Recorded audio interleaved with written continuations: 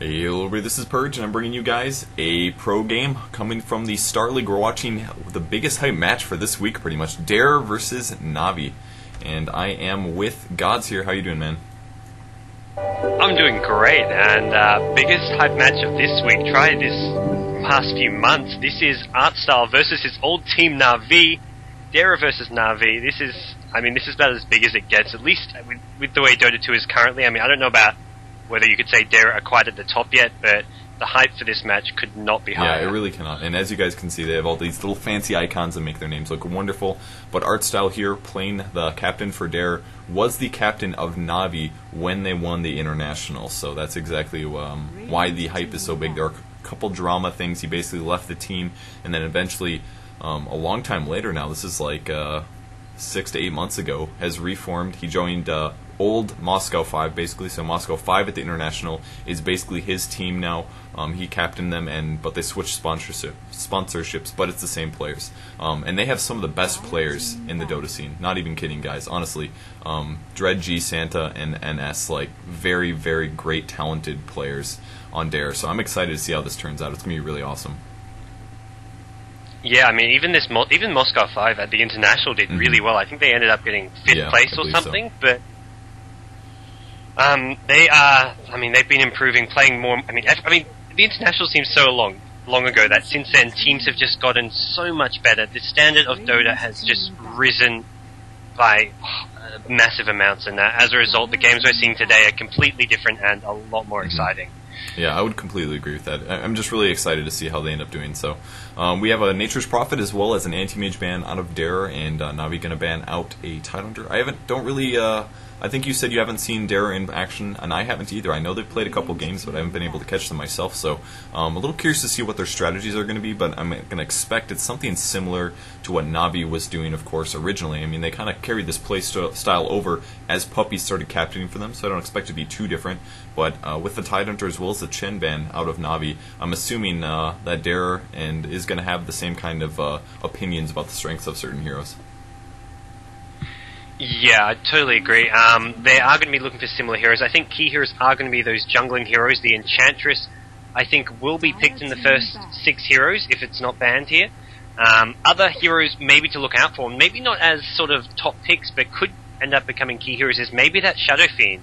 I haven't casted, but I did watch a bit of 2 of DARER's both games, which they had G playing Shadow Fiend, and Navi as well had Dendi on Shadow Fiend a couple days ago, as you said a bit earlier. So Enchantress making it through, I believe we'll see get picked up fairly early on. Heroes like Windrunner as well, quite likely to be picked up, and it's going to be Invoker, so...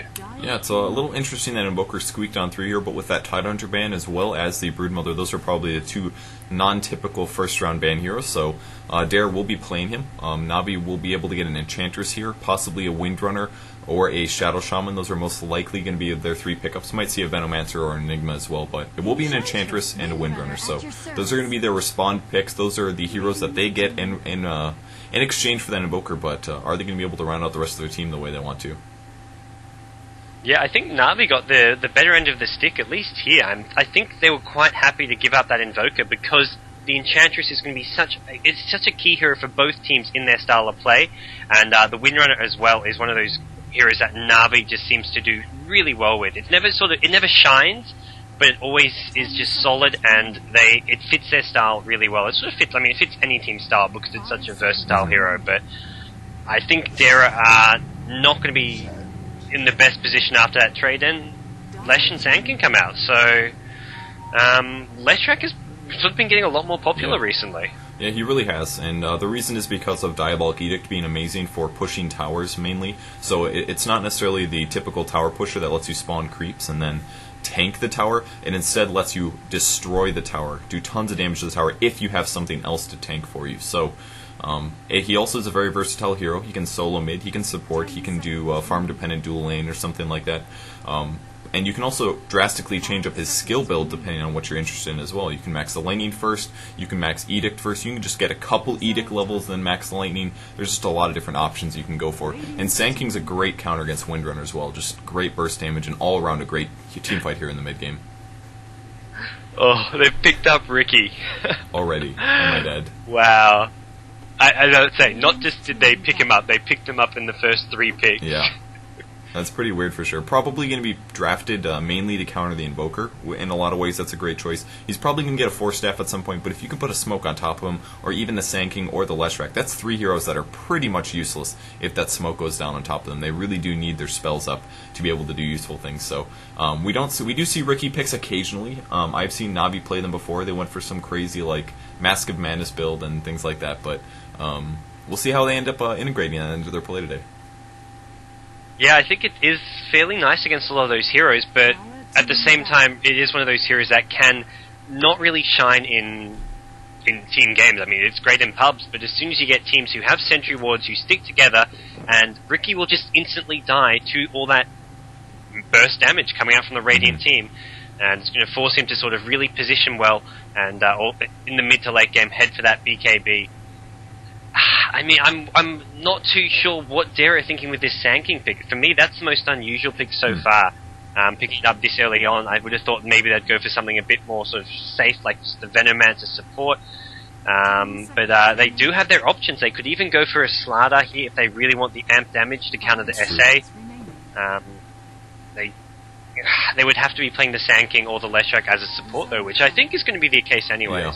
I don't know. I kind of like the Sand King pick. I've seen some really game-changing moments just based on good Sand King ultis. Well, if he can get the fast Blink Dagger, he usually only gets that if he is a solo farm-dependent hero, of course. But if he is playing to support, it's going to be more delayed. But if he can get a big Epicenter off, that can win team fights, especially against low HP heroes like Enchantress. And like I said for Windrunner, Magic Burst is the way to beat her, by all means. It's the easiest way to beat her, unless you have a Monkey King bar, which is going to be late game. But Venomancer as well as a Tiny ban out of DARER. We did see Navi play a Tiny recently in the last couple of weeks, where they ended up getting like really fast triple racks using an Aghanim Scepter with an AC. That's starting to be more popular. I see that in pubs even very commonly. And the Priest of the Moon banned from Navi, assuming that DARER is going to be going for some kind of a semi-carry, and I think that's pretty wise. But they're going to go with the Night Stalker, not going to be banning out the Slardar or anything else like that. Yeah, I think Night Stalker could have been a consideration for DARER. They could have put it in that safe lane even, just to get it some decent early game farm. The problem for DARER is that you can ban heroes like Tiny, which you maybe expect Dendi to be playing, but there's so many heroes he can play in that solo mid lane, or in that safe lane. Heroes like Pudge are still in there. Everyone knows about Dendi Pudge. It's famous. I mean, you can't ban everything, and I mean, banning Tiny, I think it is smart, because it is one of those heroes which currently is a lot stronger than heroes like Pudge. But there's just going to be a lot of options still left, and Enigma picked up here. Interesting, so they're going to pick an Enigma, going for more team fight. That's going to allow them to have a jungle and open up an extra farming capability. Beastmaster will be drafted by Navi, though. That's going to help them gank very often, or easily, and wow, they go for a Weaver. I haven't seen a Weaver semi or hard carry in a long time, actually. Weird. Those picks came out so fast. That Beastmaster pick came out literally 1 second after the Enigma. It's like Puppy had his finger over Beastmaster and was spamming it, saying, I don't care what you pick, I'm picking Beastmaster. And then Weaver being picked up, so DARER as well seemed to have a good idea of what they wanted with both of their last picks. Weaver, one of those heroes that really hasn't had much success. His win rate is something abysmally low. It's maybe 1 in 5 really, games that much? from what from the last stats I saw. I'm sure I'll suddenly get PMs from one of the strategy crew guys saying what the exact stats are, but it's very, very low. I'm a little surprised they picked up a Weaver when they're up against a Ricky Maru as well, because Weaver's absolute crux is being able to go invisible or pop time-lapse up. And if there's a smoke cloud on top of you, you can't cast either of those things. Plus, Ricky can always gain position, so if there's something like Beastmaster Roar with a Ricky smoke cloud, he's probably going to die. So we'll see what DARER does here. I think their picks are a little scary, in my opinion. I think Navi's lineup looks a little stronger so far. Yeah, I think they do have the upper hand after the drafting stage. I think a lot of these Radiant heroes can be fairly easily countered, especially that Weaver, as you mentioned. Not only have they got the Beastmaster Roar, the Smoke, the Shackle Shot is a great spell to have to counter the Weaver. Beastmaster is likely to pick up a mid-game gem. Na'Vi love to have that map control, so Weavers, I mean, they have two options: to play him in that hard lane as sort of the suicide lane, but I think what they're going to have to do is put him in the safe lane, make sure he can get up a fast Vanguard, even Vanguard and Hood, because he's going to need to tank up a lot, I feel, to be able to survive this game. Yeah, I would agree. Alright, so we can go over the players quick for DARER here. Once again, we have ArtStyle, the captain. He's going to be playing Sand King. Dread is going to be on Enigma. Santon Weaver, one of their newest additions. NS is playing Leshrac. And finally, G also stands for God, playing Invoker. He is an amazing player. Watch out for him this game. Yep, and over on the Dire side is Na'Vi. We've got Havost playing his Ricky Maru, or just Ricky in this. We've got Enchantress being played by Puppy, or Pios. We've got AA on the Crystal Maiden, Light of Heaven on Beastmaster, and Dendi on the Windrunner. So, CMSA, I presume, going to be going to the top lane. As for the Beastmaster and Windrunner, they could be either. I mean, they bottom and mid. They can both go. They can sort of fit in both. More likely, we'll see the Windrunner at bottom, but I'd say Dendi's more known for his solo mid, so it could be a Beastmaster soloing that side lane. Yeah, and we have seen Na'Vi do that. The same players, though, Light of Heaven playing that Beastmaster solo bot. They don't have to worry as much at pushing power. They will have to worry about Eidolons as well as Diabolic Edict, but the Beastmaster axes are pretty good at clearing creep waves, and like we said earlier with the Leshrac Diabolic Edict, it doesn't provide tanks, so if you can remove the creep wave, then you're not safe to use the Diabolic Edict aggressively. So we'll see how that ends up working out. Most likely I'm expecting, either one of these heroes would be good for defending that. Both Power Shot and Wild Axes, both great counter-pushing abilities. Yeah, absolutely. I think this game, both teams have heroes that can defend pushes and make this game go late into the late game.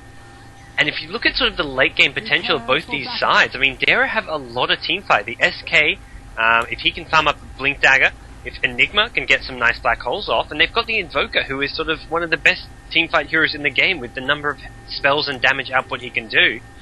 So while DARER don't really have the strongest laning or early game draft, they've definitely got some late game potential, which they can sort of turtle towards. Yeah, that's definitely true. And if we look at some items quick, Enigma going for double sets of wards. Sentry wards will allow him to jungle a little bit more effectively if there's some counter wards. Sand King actually picking up a double gauntlet here.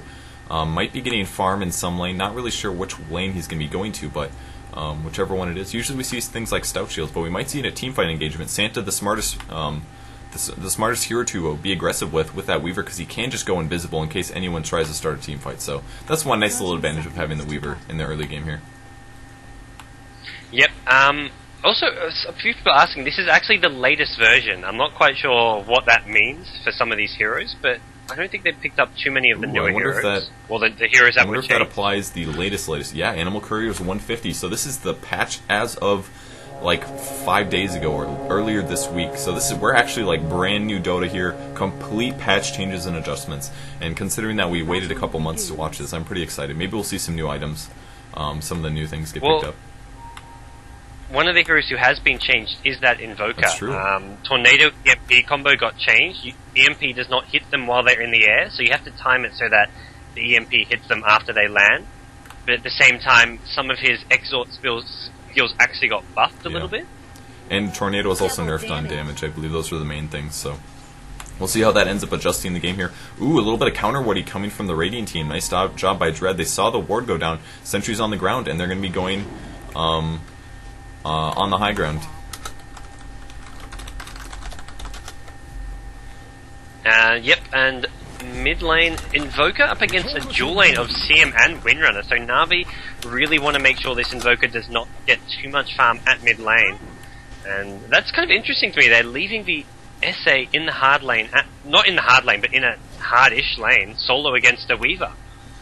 Yeah, that's a little interesting. Not very typical to have a Ricky soloing a lane like that. He's got a Stout Shield, so he's likely to probably grab a Poor Man's, and with this Ring of Protection, almost guaranteed to make a Basilius, and then immediately afterwards grab a Ring of Aquila as well. Light of Heaven trading some hits with NS here. Level 1 Diabolic Edict doing lots of damage, but NS a little too low in armor, so the axes and the physical attacks from Light of Heaven, not the best trade ever, and he's actually doing a pretty good job of trading hits there. Yeah, the Sand King, though, is going to be getting a lot of farm very quickly. He's gone for Blades of Attack first item, which means he will be rushing Phase Boots, which is an interesting choice. It's a very aggressive one. It's going to give him the ability to really chase down Beastmaster and be very aggressive with that, huge movement speed early on. A lot of heroes just don't expect you to get that Phase Boost, like, sort of 2 or 3 minutes into the game. Who are you talking about grabbing the Blades of Attack? Sorry. I've got a camera bug. That's what I figured. Yeah, I clicked the Sand King, but it was still on the Invoker. I was like, wow, Sand King has played to attack. yeah, that would be weird for sure. So, but good, we have it figured out. Yeah, that's the Invoker with that item. Crystal Maiden actually doing a counter ward here. A lot of sentries being used, so the Observer wards for both players on the top lane there, not going to have any vision. There's a smoke gank. No, it's invisibility on Enigma. He's only going to have 1 stun here, though. Malefice gets so much better at the level 2 level, once he does hit level 3, but he's going to have at least 1. We'll see if Light of Heaven falls into the trap. Yep, and right now he is just staying easily far enough back. He should be fine. He's actually just going to go all the way back and start blocking his creep wave, I believe. Or he could, no, he's going to go back and heal. So you do some shopping, heal up, and then maybe TP back to bottom lane once he feels it's a bit safer. Yeah, and there's a little bit of a push coming on the top lane. There's an Ursa as well as a Centaur up. Going to be pushing this lane, possibly. Weaver's in position behind the enemy team. There is actually a Centaur ward up, so if he goes through, he's going to have to be careful. Is the stun going to happen? The stun lands. Santa in trouble! He gets picked off. Wow. Absolutely overestimates the situation. The Centaur ward had vision, runs right into a Centaur, and great spell casting there from Navi. And they pick up an easy kill on the enemy hard carry. Yeah, that was really smart from Navi. They were ready for him to come Shikuching through. The Frostbite set up the clap, the stomp, and that was just... They've got so much damage on a squishy hero like Weaver that Shikuchi is not going to help when there's 2 heroes that can... Well, sorry, 1 hero and a creep that can disable you. Yeah, and when they have that smoke screen up, you know, we're talking about 6 seconds of silence if you can't get out of it, with a little bit of enchant and other things. Yeah, that was not a good situation there for Santa, but G doing some decent damage on Windrunner on the mid lane. Looks like the Cold Snap doing a little bit of damage. There's going to be a bottle up on him, but top tower will go down. No last hits, though, from Navi. Doesn't the last hit does not really matter. You still get all the last hit gold just gets split up, so you're not actually missing out on any gold. Although you would like that gold to go to the SA early on. Yep, so that is the difference. Pushing on the ball lane now by DARER. Diabolic Edict being used, but Leshrac taking tons of tower damage, and Enigma will get the last hit. Gives him about, I think that was about 460 gold for him, so like you said, if he doesn't get that boosted 260 gold there, that would be spread out across his team. But it's always very nice to grab that, especially on someone like an Enigma. He's going to be able to pick up a Soul Ring now, despite not spending that much time jungling so far. Did a little bit more effort pushing, and this is going to allow him to jungle quite quickly now. Yeah, that'll help him out a lot. But the moral of the story there is if you're a support hero pushing a tower, miss the last hit on purpose. that's what I get from that. But anyways, back to this. Dendi and Invoker at mid lane, fairly even there, 13 CS for both of them. So really, I mean, both of them giving the other a hard time at last hitting, because no one with a that high of a CS. Yeah, that's actually a pretty low number. Usually we see... players a little bit better off, but look at Dendi's denies. He's at 11. He's been spending almost as much time trying to get denies as he has last hits, and G's denies are only at 7, so he's getting outlaned here. A couple last hits and a little handful of denies, and there goes another one down. And every deny is going to be so important, because the best way to beat Invoker is to gank him or deny him levels and experience, and so far Dendi's been able to do that just with some really solid auto attacks. Ooh, there's a courier in the jungle, or in the river, who they do catch it though. And he does send it back. There's a couple hotkey issues. I will see if that impacts the game or not, but I believe the speed burst has changed hotkeys now. I don't know if that'll mess things up or not, but we'll see. Yep. And for me, Invoker picking up phase boots now will have a bit of a better time last thing, but this mid lane is just so interesting, because this is probably 2 of the best solo players in the game at the moment, Dendi and G. And, I mean... I could be watching this mid lane the entire time if I had the chance totally. to. But meanwhile, top lane Weaver and Sand King gonna go in Havos. Ooh, he's only level 5. 2 is not able to go invisible, and this means he's most likely gonna end up dying here. There's the blink strike to get him past. ArtStyle needs another stun to score the kill with 1 second, and here he comes. No, the disable. Nice play there by the Crystal Maiden. He immediately goes invisible, and he's gonna waiting for Ursa clap. Ursa actually does not have any mana, but the tornado goes down. The smoke as well from Havos. Here comes the stun to get out of it. And now he needs to get away. He's very likely to die from this, though. And there's the dive. He's got no TP scroll, nothing. He's just going to end up going down here.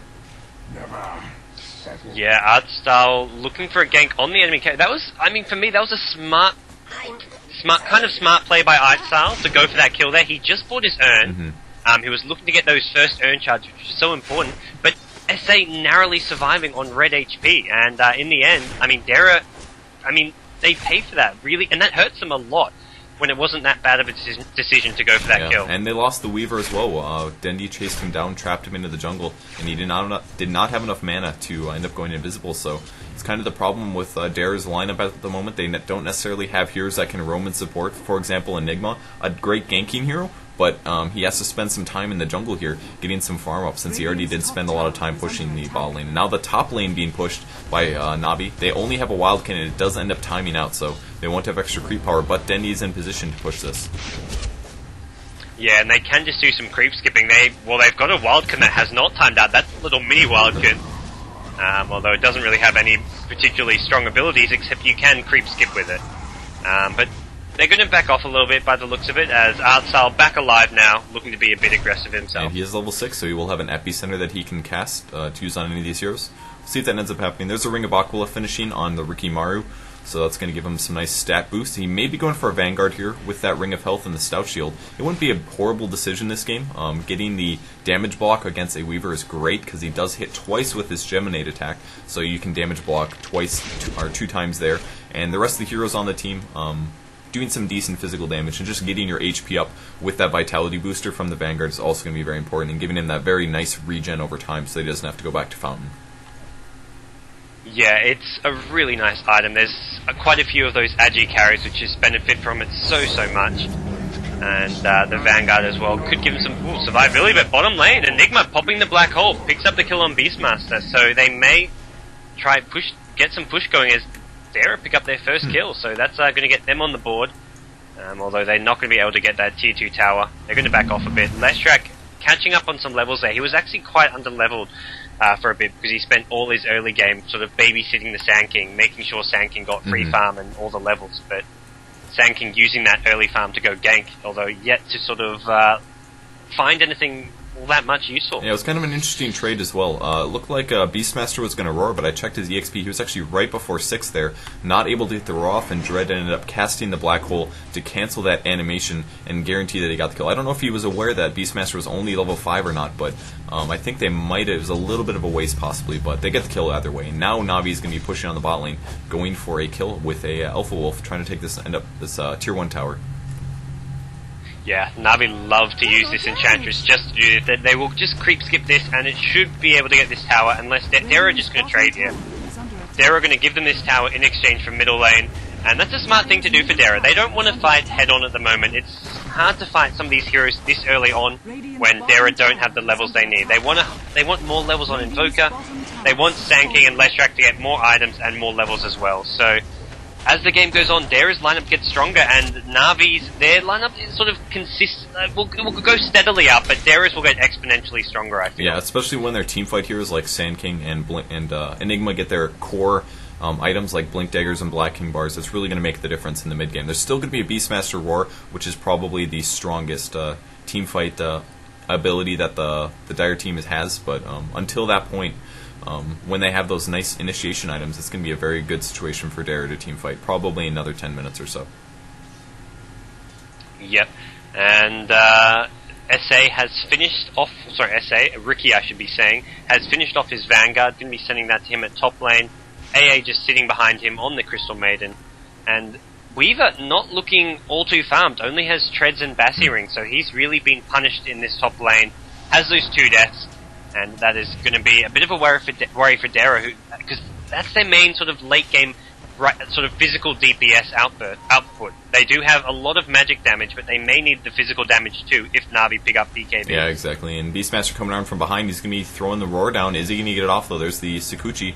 I don't think that Weaver spotted anything out, but he's actually going to back off quite a bit here. He doesn't realize his impending doom is so close. And once the roar goes down, we're going to see the smoke land as well. There's the blink strike. He does put the smoke down. Sentry Ward goes down, but Santa goes a different path. Good decision making. I like the way that he went. He's actually going to try to TP out there. Big mistake. And there's the roar and the blast, and he goes down for a 3rd time this game. Not looking good for DARER. Yeah, there was really no way to run once he got up there, although using that TP will hurt him, because now he's going to respawn with no TP and TP on cooldown, so I don't actually think he knew how many heroes were coming to gank him there, but as a result, he's going to fall further and further behind. But his team, they're looking good. I mean, Dread farming up some Ancients here, does have Treads and Soaring with 400 gold on top of that. Invoker, Phase Boots, about to finish that Drum of Endurance at 12 minutes in. Isn't bad. And a couple braces and boots on Leshrac. So Leshrac only level 5, but has some just cheap, tanky items. And really good items for that point. It's not very typical that you end up seeing a wand plus 2 bracers on a hero like a support Leshrac at 12 minutes in the game. That's very, very good farm, by all means. Looks like Navi's looking to take the mid tower. Maybe they're going to pressure out just a little bit. Invisibility popped up by Windrunner. He's going to probably bottle up this haste as well. See if that, that does not make him go visible. So he's going to have a haste rune in case he needs to get a team fight off. G still hasn't really done a whole lot this game, just sitting mid, getting lots of EXP and farm. He just about has his Drum of Endurance. And yes, indeed, it's flying out on the courier. There's a headdress for somebody else. Not sure whose that's going to be, but we'll see. Yeah, we're still early on here, and that's kind of one of the weak points of this Quas-Wex Invoker, is that you do need those levels. The only spell that really is strong in the early game is that Cold Snap. It is a ridiculously strong and good spell, but if you don't have the ganking lineup to use it, then you're not really going to be picking up that many kills. Although now hitting level 9, he is getting some fairly strong Tornado EMP combo.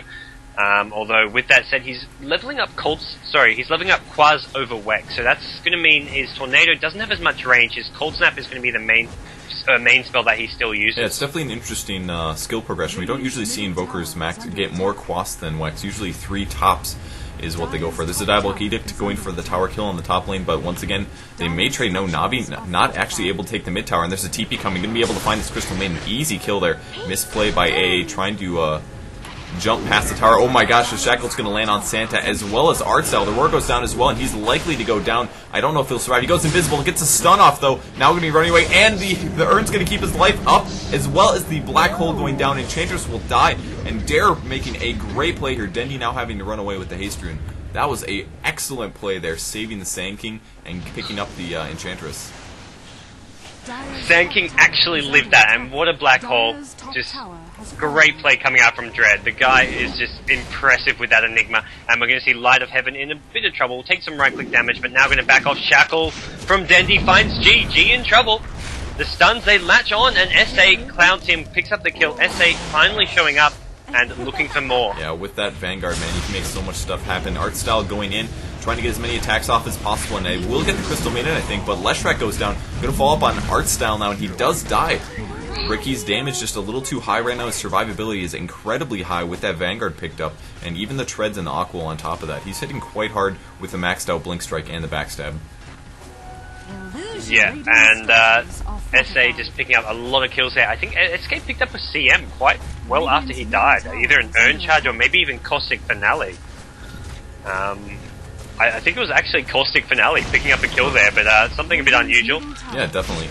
Either way, DARER, they looked strong early on in that fight, but as soon as the SA showed up, it went all quickly downhill for them. That SA, they can't really kill the SA when you have Vanguard, Ring of Aquilus, and Tread. Yeah, it's really tough. The Aquila does provide 3 armor to the primary holder, 2 to everybody else, but I think the real clincher in that team fight not only was the Shackle on Invoker, but the follow-up with the Cloud. If he can't cast, he's a worthless hero. That's what ends up happening, and he did have the Ghostwalk queued up, but he was silenced. He couldn't get out of that, so that was the biggest play that Navi made there, is that they ended up killing the Invoker, and all he really got out of that chase was a couple Cold Snap casts.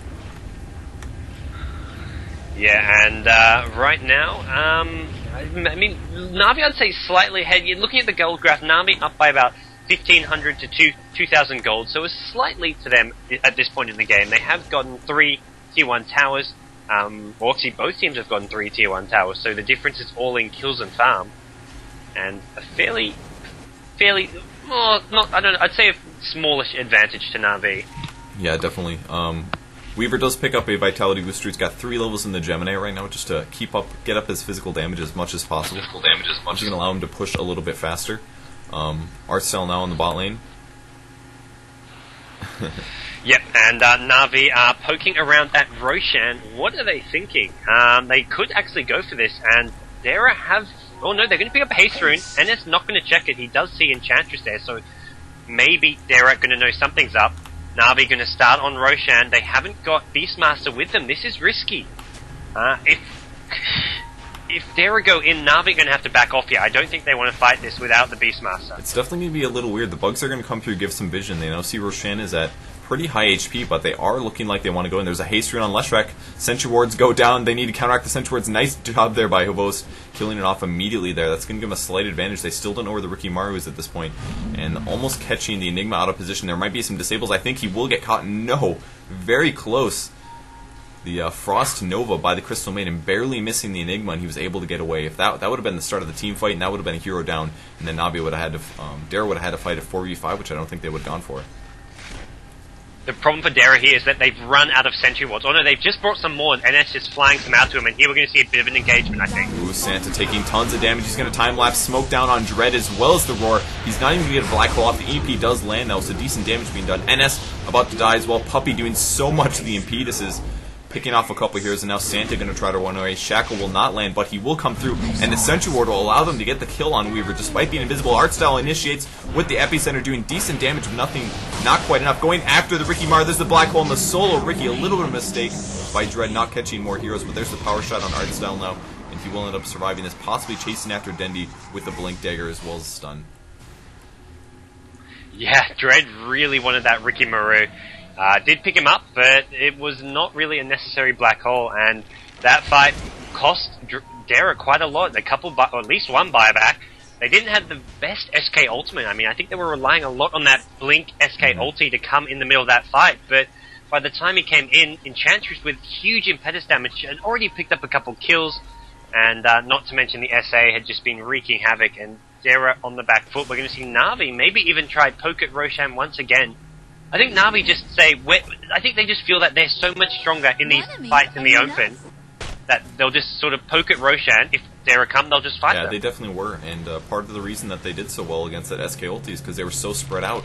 You know, they're probably just waiting for that to come. They may not have known that SK did have a Blink Dagger, but allowing them to spread out like that made that Epicenter do very reduced damage at those long ranges between those three heroes. So they are going to jump on the Roshan once again. Light having going for his typical Medallion of Courage on Beastmaster. I love this pickup so much, and that's going to help them drop the Roshan so much faster, reducing his armor by 6.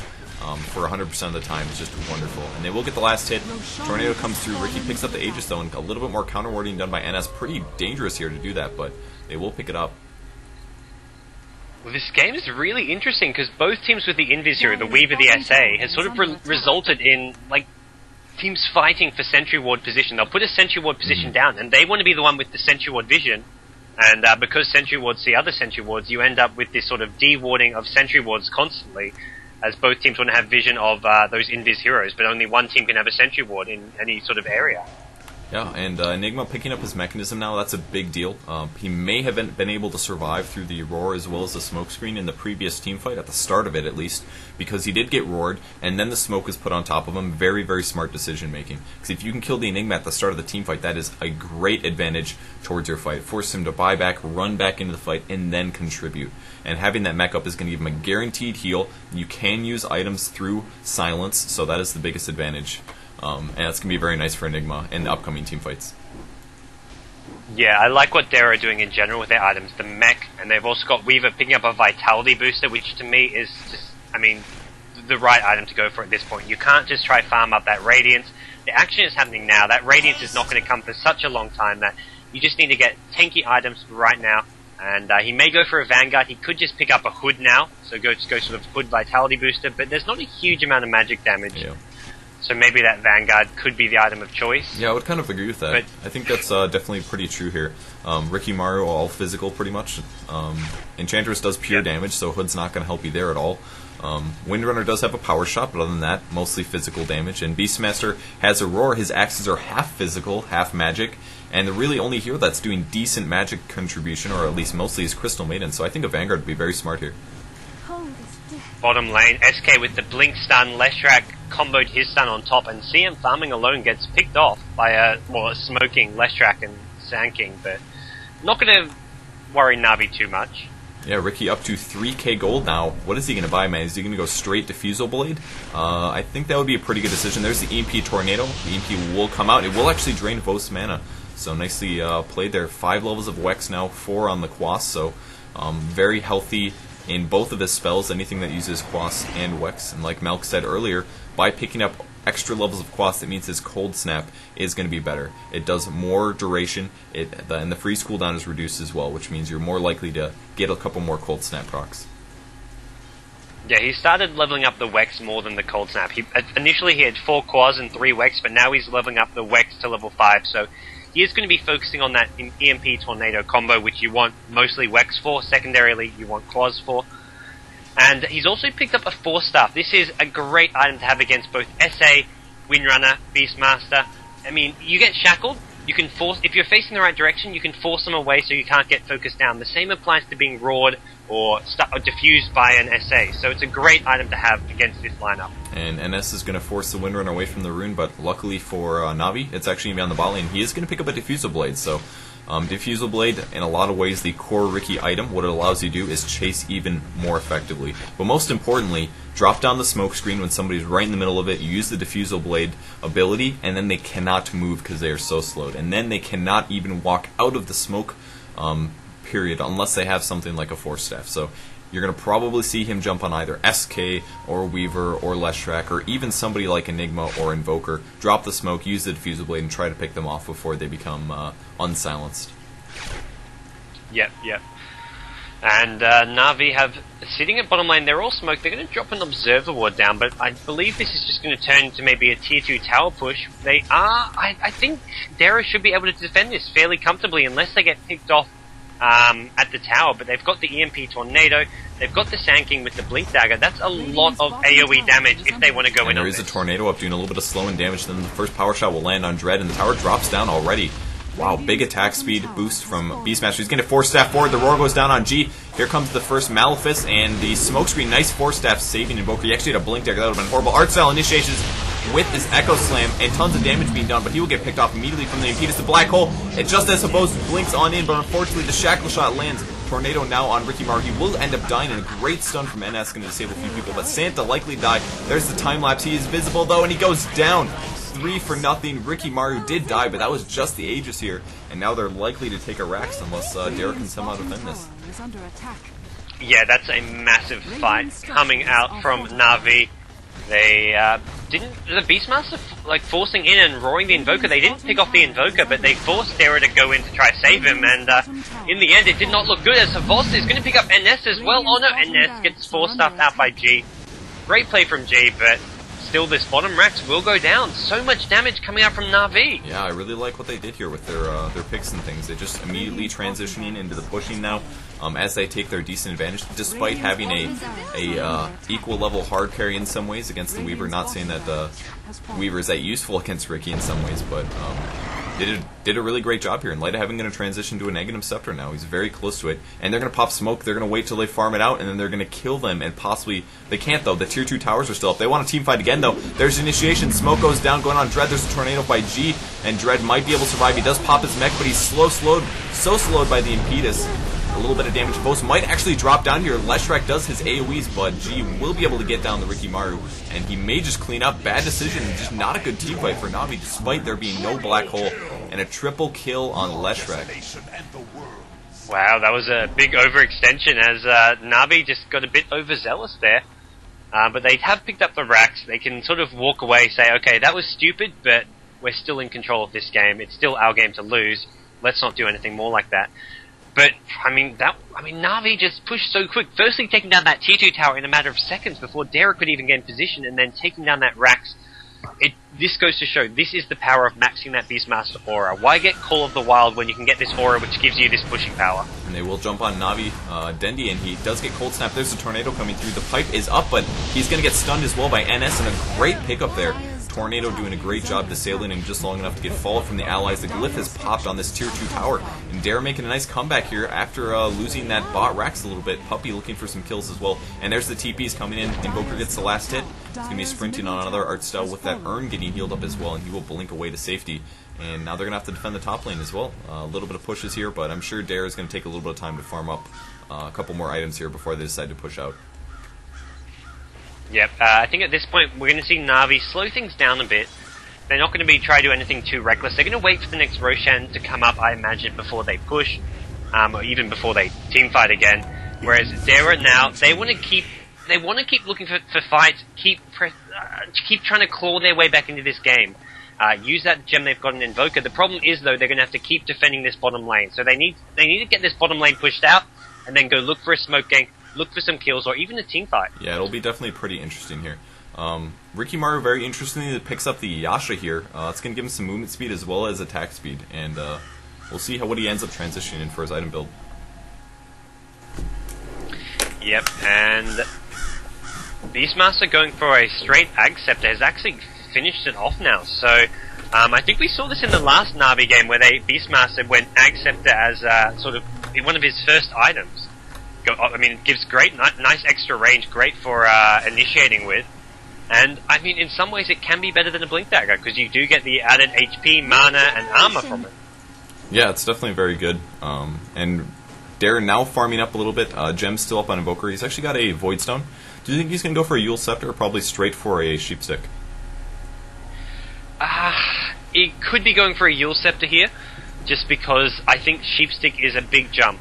Not to mention, I mean, Sheepstick's nice against the SA, but I have a feeling this SA is going to try and make a BKB as his next item, simply because there's so much AoE damage, and I mean, the majority of this Radiant damage is all from magic damage. So I think SA's next item will be that BKB, so I think maybe going for a Yule Scepter, but I think if he wants to try farm it out, and if he thinks his team can last, he may go for the Sheep. Mm-hmm. Yeah, I think that's definitely possible. Ricky actually up to 2,800 gold now. I would like to see him maybe go for BKB. I guess is probably the smartest decision. He's still gonna have to worry about things like Enigma Black Hole, but as a whole, being able to just not have to worry about Invoker is going to be a big deal, because Invoker has so many good disables, even something like Cold Snap Tornado. And we're actually going to get a smoke gank. They are going to run into Na'Vi, though. Here's the initiation. Tornado goes down, stunned by ArtStyle, not being able to catch anybody. EMP lands, though, and able to pick off the Crystal Maiden right off the bat, so they do get one hero despite a little bit of miscommunication, but Jack will not land now, going after Denny. There's the smoke screen. Are they going to get the disable off? Yeah, there's the first stun. This could be really bad for Havosu. He will have buyback money, but he will get picked off here. The Meteor is well being casted. No! Great blink strike forward onto Light of Heaven. Good play by Light of Heaven, but it just wasn't enough. He does end up dying, and they might go after Puppy here. Interesting, he pops the smoke, and now he has to run all the way around. No TP scrolls on him. Yeah, I don't think they know what he's done. They're not going to be able to chase him all the way. He's actually going to find a haste rune as well now, but great smart play from DARER. That's what they need to do. They got that bottom lane pushed out. They pick up a couple kills. Now they have to go back defend. They're going to have to defend this bottom lane again.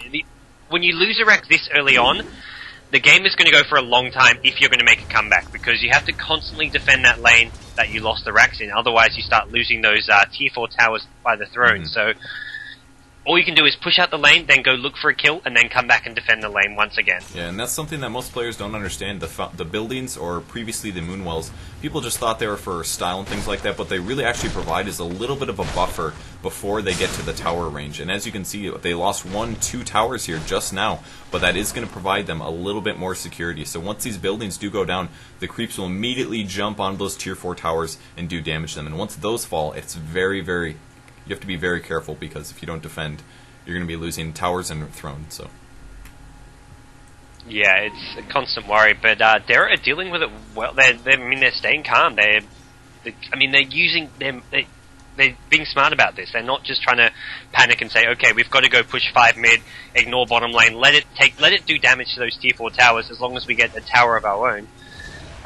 Although now the problem is that they're going to have to worry about Na'Vi taking Roshan, and SA with Aegis at this point, that's going to be hard to fight. And he did purchase a Mythlore Hammer, so most likely is going for that BKB. I love the Enigma's items so far. Just about to get a Force Staff as well. He has been the target of the smoke, so being able to get himself out as well as the Invoker or other players is going to be wonderful. But Roshan dying really fast here, man. With that medallion and this attack speed aura, like, Roshan dies so quickly. It's very, very tough for DARER to end up stopping them from doing that.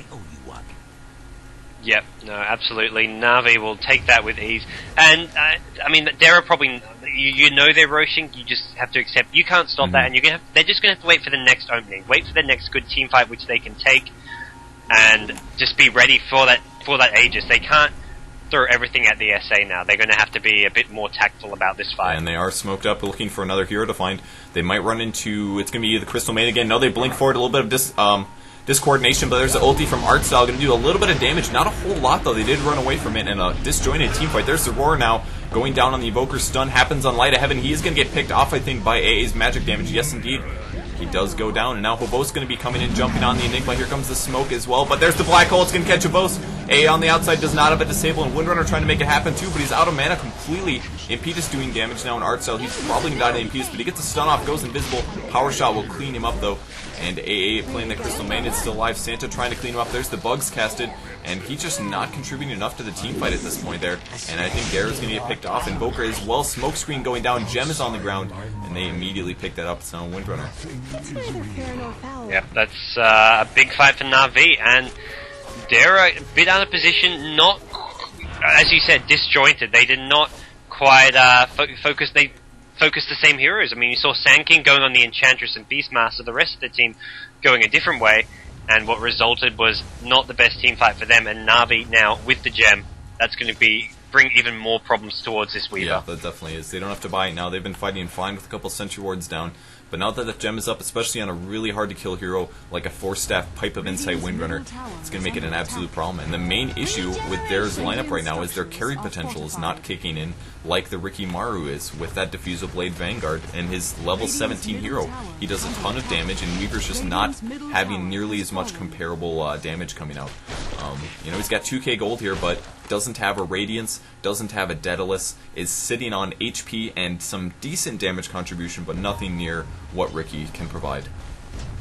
Well, Ricky has just picked up a BKB as well, and that's going to make him do even more in these team fights. He can just blink in, pop the BKB, and then pick off a hero, such as that Enigma. Or actually, no, Enigma's got 4-staff, so he probably won't be going in recklessly into a team fight, because both the Enigma as well as the Invoker have 4-staff, so whoever gets focused can be forced away, which is one of the reasons I like this 4-staff item. I think it's ridiculously strong. I don't know about overpowered, but it's just a nice way of preventing BKB heroes from just blinking in and getting a free kill. Yeah, that's definitely true. And Havost and Na'Vi look like they're ready to go. Ooh, interesting strat they're doing. They're actually running around the backside. They do have the Greater Hawk Vision up. It's nighttime, so Enigma does not see. And Havost going to jump onto the BKB. 4-staff down to the low ground, and Dread is going to be absolutely fine there. This may keep DARER alive here. There's the bugs coming through as well. ArtStyle wants to jump in. He's going to jump on the low HP heroes. The pipe is popped as well, but the damage is too high. A is going to go down to the Chaos Meteor. Now changing targets. G has got some no spells on cooldown. Santa doing good AoE as well. Light of Heaven almost going down there. Will he get picked off? Santa wants the kill. He's going to go invisible and try to guarantee that he picks that up. And looks like Ricky picks up Sand King. Blinks in the high ground. NS now disabling him. No BKB left over. And G goes invisible. He might die to the urn though. It's going to be pretty close here. Is he going to die? He cyclones himself. He knew he was going to go down. Great play there. And that removes the urn debuff.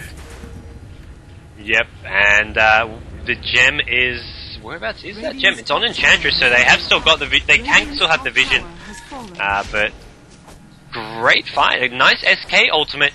It didn't look like the SK ultimate did a huge amount of damage, but because of the mech and pipe which Na'Vi have, but it was enough to pick off that CM. And I mean, just killing the one hero made a big difference for DARER, as they sort of put Na'Vi in a bit of a chaotic position, as they didn't quite know what to do there. Yeah, it looks like Santa has picked up the Manta style, and they have a new gem as well. I'm not sure who purchased that one, possibly G buying that one.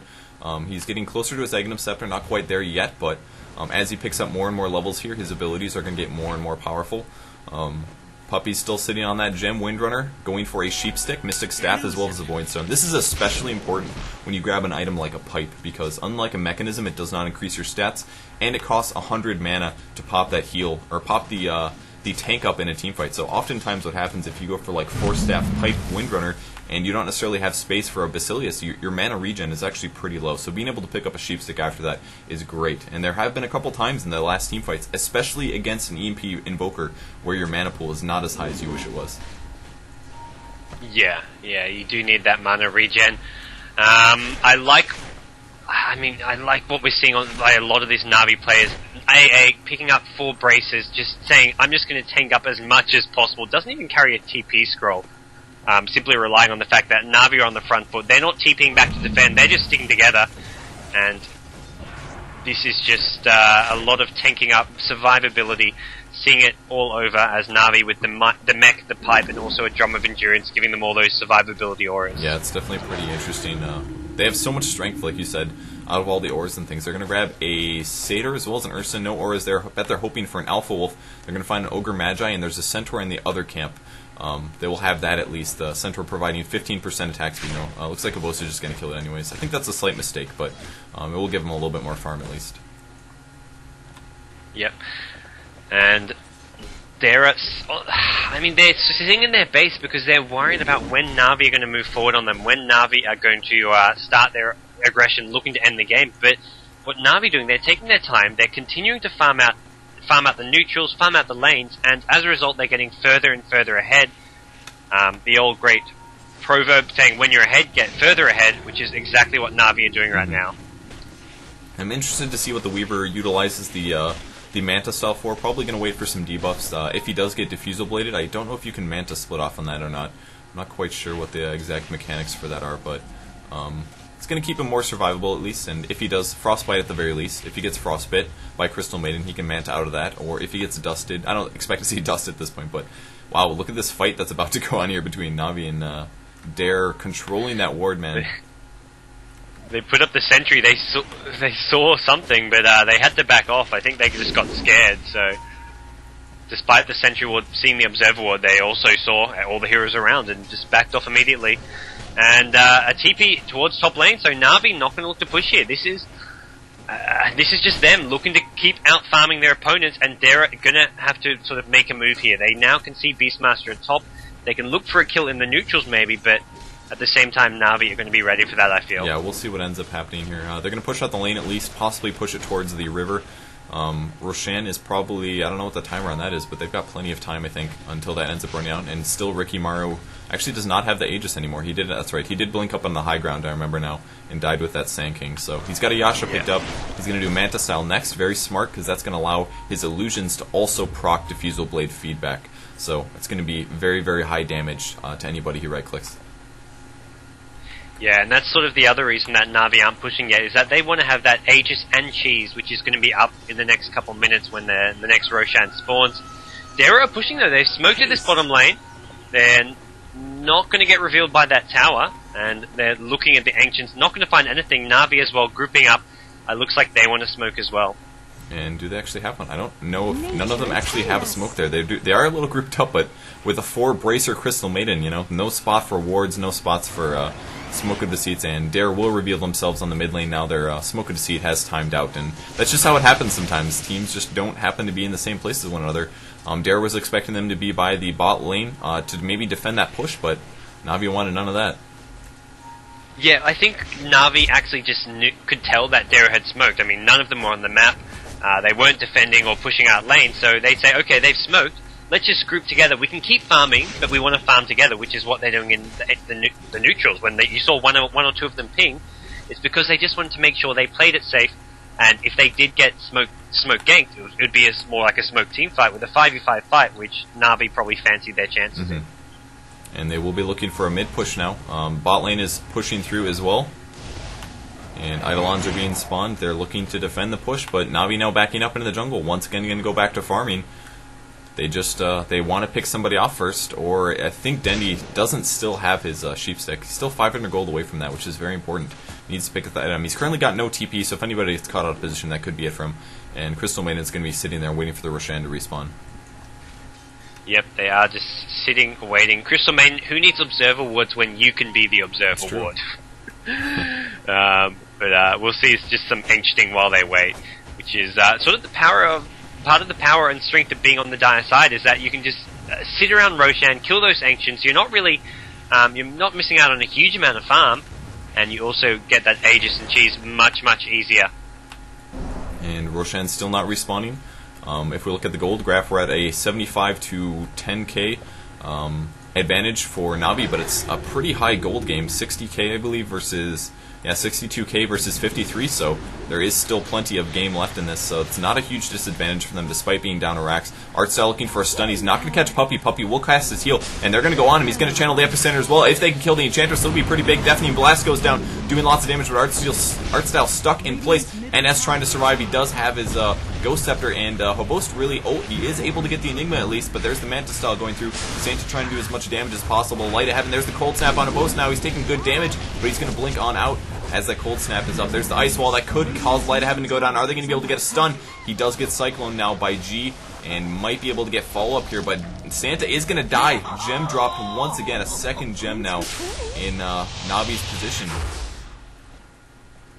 They just wanted that Enchantress, but Puppy hardly took any damage. Like, you can just see he pops the heal and Black Hole, Tornado. Huge plays from Dread. They pick up one. Havos will survive by the looks of it. And it wasn't enough coming out from DARER. That was close. That Enchantress, that last fight, just took no damage. It's amazing how they all went on him, and Enchantress just says, okay, I'll just pop the mech, pop my heal, and barely went below half HP. Yeah.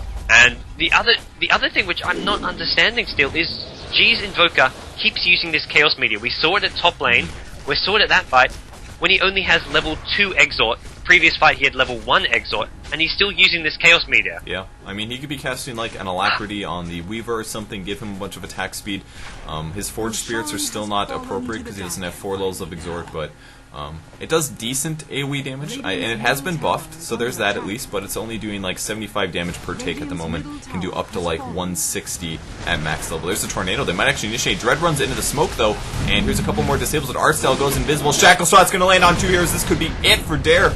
And Dread looks like he will almost get picked off. Yeah, a couple more attacks to drop him. Crystal Maiden now being chased as well, and Santa going to back off with the Manta Style. There's the Ice Wall, and that was a pretty huge mistake there by DARER. I don't know what happened there, but Enigma runs right into the smoke, and then they had some follow-up and a great Shackle to get 2 kills. Yeah, and Na'Vi on the front foot now, going to be looking for the mid-racks, possibly. They've got the cheese on Windrunner, and this could be getting a bit closer to the end, or at least Na'Vi hopes so, as with only 3 alive, Invoker going to be relied on a lot here to use that Tornado EMP, and whatever AoE he can throw at the Na'Vi side to defend this. There's the Tornado EMP coming down, the EMP landing at the right time. No man on Enchantress, will not be able to chase. There's the Swarm actually being completely dodged there by Na'Vi. Nicely done. Both taking damage, but he does have a cheese up, so he's going to tank the tower here, and they will be able to take the tower. They may jump on the melee barracks. They will. There's the Deafening Blast as well as the Chaos Meteor, and the stun lands down from Leshrac, not doing a ton of damage.